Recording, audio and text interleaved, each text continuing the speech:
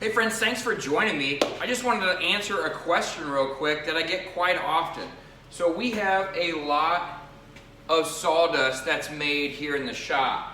We have our extractor, our chip and dust extractor here that pulls the chips and the sawdust from the planer. We have two planers, so we have two of these machines, and we get a lot of sawdust when we're planing down boards.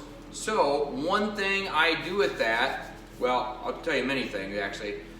What we do with that is I save the sawdust just in this barrel. I don't put trash in here. I put trash over here in this barrel. Trash does not go in this barrel, just the sawdust.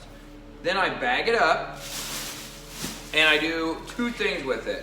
One thing that I do is I give it to a friend that has an auto shop, and he uses it for oil dry. So it keeps this from going to the trash. It doesn't just take up space in the trash, and he's able to get another use out of it. The other thing I do with it is I take it and I'll use it at my house, and I'll fill in holes where I might have a mud hole in the driveway or whatnot. And I also put it around my trees, and I put it around areas where I want to kind of keep moisture in there.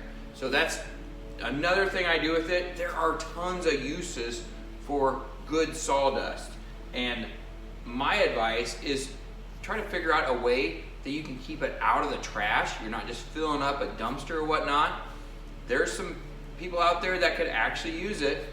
One thing I don't do with it is I don't use it bedding for animals, because it is so fine and it just becomes kind of a mud, kind of a hard pack. So that's why I put it in the driveway.